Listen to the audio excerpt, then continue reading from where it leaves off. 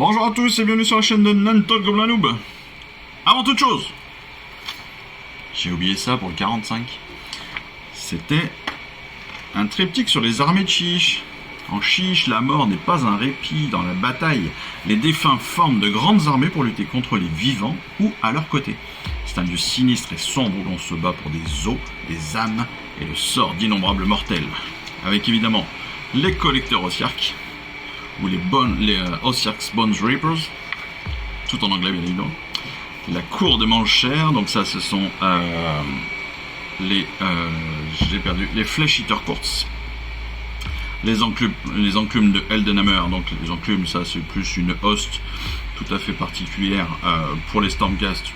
Mais bon, vous voyez que c'est juste une question de couleur d'armure comme d'habitude, avec un magnifique noir là, noir et doré, c'est vraiment très très joli aussi, c'est très sympa.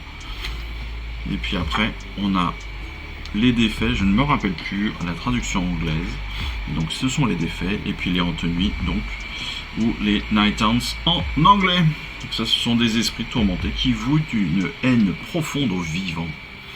Très classe. Alors que les défaits, eux, forment une secte cannibale occupant l'île de Tzil'd. Des adorateurs du chaos qui sont obsédés par la mutilation et la souffrance. Tout un programme là-dedans. Ça fait rêver. Les Ossiark Bone Reaper, ils sont quand même pas mal. Hein. C'est joli aussi. Hein. C'est joli aussi. Service du roi de Nagash, le roi immortel. Et donc le royaume de la mort, avec en premier lieu bien sûr Létis, ville tentaculaire et lugubre construite au bord d'un grand lac, vouée à la mort et au deuil. De nombreux pèlerins s'y rendent pour leurs dernières années pour y mourir. Shadespire, la cité miroir de Shadespire fut maudite par Nagash. Elle n'est plus qu'une cosse sans vie et sans anciens habitants. Et ces anciens habitants sont piégés dans un enfer de bataille, de mort et de renaissance constante. Fait rêver. Enfin, Gothizar. Gothizar, c'est une ville forteresse lourdement défendue. C'est la capitale de l'Empire Ossiark, qui est le cœur de leur effort de guerre. Ce sont des statues de Katakros, mortarques de la nécropole qui bordent ces murailles. Et enfin, le Nadir de Chiche. Nadir de Chiche, c'est un tourbillon hurlant de magie mortifère qui attire lentement les sous-mondes de Chiche dans ses profondeurs et qui pourrait un jour consumer l'ensemble des royaumes mortels. Bah voilà, ça aurait été dommage d'oublier ça quand même. Hein, ce petit triptyque là de notre numéro 45. On passe donc au numéro 46, et notre numéro 46, eh bien, on reçoit la branche enchanteresse Sylvanette. Donc c'est une sorcière Sylvanette. Très très cool, qui va être très facile à monter, parce qu'on a que 10 pièces, 11, voilà, c'est pas bien méchant, mais elle est vraiment sympa, vous voyez, elle est assez dynamique, avec sa faux, donc c'est plutôt très très cool. On va passer maintenant évidemment au fascicule numéro 46.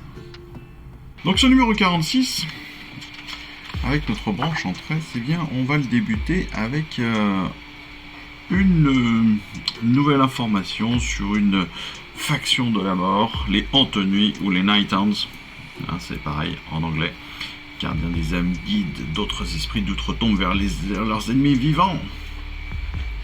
Nighthounds qui sont menés par Damolinder, un spectre terrifiant entouré d'une aura de désespoir absolu, qui a été choisi par Nagash pour être l'une de ces mortards qui menaient les Antenuis au combat.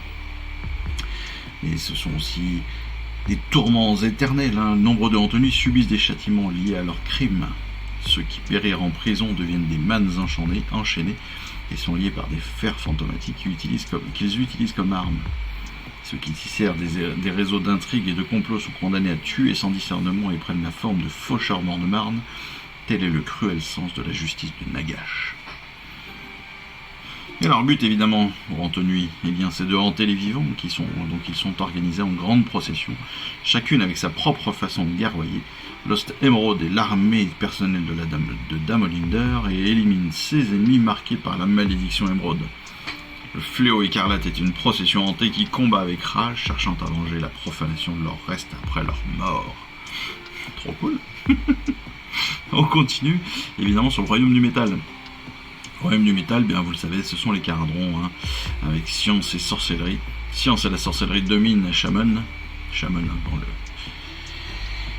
dans les territoires de Shamon, les changements alchimiques constants du royaume produisent une abondance de puissance magique, et les terres sont riches en minéraux, métaux et réactifs essentiels à la technologie. Bien des guerres sont menées pour le pouvoir et les ressources de la région. Et ce, dans tous les endroits, justement. Dans les cieux maudits, qui naquirent quand le prince démon Belacor détruisit un réseau de portes de royaume, ou l'île de Mandralta, qui durant la grande guerre dans le ciel, tous les stratopores envoyèrent leur flotte vers l'île flottante de Madralta pour y créer la première version du code des Caradrons. Des enclumes de fer froid, désolation de rouille, les forteresses de l'éclat Coty. On débute une nouvelle chronique en catégorie A, avec la loi de la nature. On a vu la semaine passée la chronique numéro 4, avec les Squig et les villes du Fiel Obscur. Là on est clairement avec les Sylvanettes. Et donc on va suivre les aventures de nos Sylvanettes. Et là tiens, c'est intéressant. Parce que on découvre donc notre esprit de Durtu, mais on découvre aussi, vous le savez, je vous en avais parlé, les deux autres formes de l'esprit de Durtu qu'on aurait pu monter avec les numéros 40 et 41. Et que potentiellement, ceux qui ont eu le nez creux, qui ont acheté 3 fois le numéro 40 et 1 fois le numéro 41, ont pu monter. Et oui, c'est ce que je vous avais dit. Je ne viendrai pas vous plaindre de ne pas le savoir. Vous voyez, on a les Trilords. Donc je ne sais pas qui est le Trilord ancien et le Trilord tout court, mais on a les deux autres formes donc de notre esprit de Durtu. Plutôt cool. Donc là, on a une épée avec l'esprit de Durtu qui est toujours aussi belle d'ailleurs.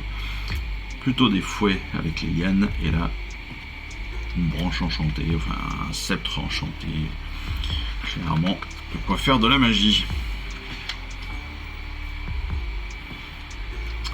Bien sûr, on va pouvoir donner vie à notre branche-enchanteresse, parce que les branches-enchanteresses sont des sorcières et des chefs puissantes. Elles sont chargées de garder les bosquets sacrés des graines âmes dans leur clairière d'origine. Et en temps de guerre, elles combattent aux côtés des troupes de leur maisonnée et ont le devoir solennel de récolter la limantirie des Sylvanettes tuées. Pour ça, pour leur donner vie, eh bien, on va pouvoir leur donner une clairière d'origine, on va pouvoir leur donner des traits de personnalité et bien évidemment leur donner aussi quelques défis à réaliser pendant nos batailles. Et la vie est un cycle et nous accélérons selon celui de nos ennemis. Au niveau montage, on verra ça évidemment dans notre vidéo spécifique, mais vous allez voir que c'est assez facile, très peu de pièces, une figurine, pas très compliqué, pas forcément de pièces très fragiles non plus. Je regarde gentiment, mais non, il n'y a pas de pièces qui risquent trop, peut-être les cornes et encore. Tout ça, vraiment tout. Mais on a encore une fois une figurine très très belle. On a peut-être des petites choses sur lesquelles il faudra faire attention dans la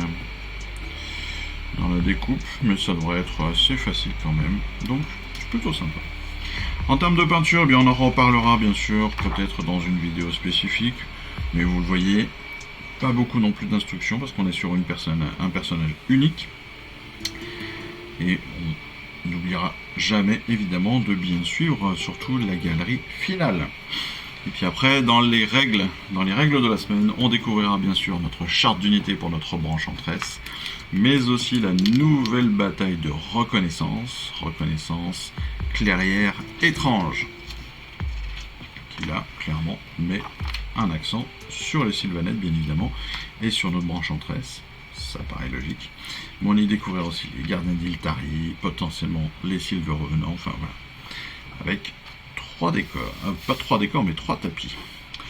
Sur le 47, eh bien vous le savez, moi c'est le numéro que j'attends le plus ce mois-ci, c'est notre Siphon du Nexus qui arrive, magnifique figurine, magnifique décor, et puis bien sûr, les prochains, alors là c'est encore mieux, des Bone Grots. Les Bone Grots, vous voyez, ce sont des villes de Fiel Obscur qui montent des Squig Et honnêtement, encore une fois, ils sont super cool. Vous voyez là avec leur lance, on dirait qu'ils vont aller jouter. C'est vraiment top, ils sont hyper dynamiques aussi ceux-là. C'est un vrai petit bonheur de voir ça. C'est un vrai petit bonheur de voir ça. Ben voilà, un numéro 46, encore une fois, très très cool. Avec une figurine qui est vraiment d'une super qualité. Qui est vraiment d'une super qualité, encore une fois. Sylvanettes sont vraiment très très belles. Voilà. Même si la tête là de la Sylvanette, c'est pas celle que je préfère, mais la position, l'arme et tout, cette faux là, je la trouve vraiment top. Vraiment top. Donc très content encore une fois d'avoir cette nouvelle figurine. Je suis très content aussi que vous continuez à suivre cette chaîne. Je vous remercie en tout cas de la faire vivre comme vous la faites vivre, de me donner toujours autant de commentaires aussi sympas. Parce que franchement ça fait vraiment beaucoup de bien, c'est hyper plaisant à vous lire et à vous répondre, donc continuez. Et puis il me reste plus qu'à vous souhaiter une excellente fin de semaine si on ne se retrouve pas dans les autres vidéos de la semaine. Et puis sinon je vous dis à très vite pour un prochain numéro. Allez, je vous embrasse, ciao, bye bye. Je vous remercie d'avoir suivi cette vidéo. Si ça vous a plu, eh bien abonnez-vous, lâchez un petit like et un commentaire et suivez-moi sur Instagram où je poste régulièrement des photos de mes dernières réalisations et dernières peintures. Et puis comme il est maintenant de tradition sur la chaîne, je vous souhaite une excellente fin de journée et surtout, lisez bien, collectionnez bien, assemblez bien, peignez bien et jouez bien. Allez, je vous embrasse et puis je vous dis à très vite. Allez, ciao, bye bye.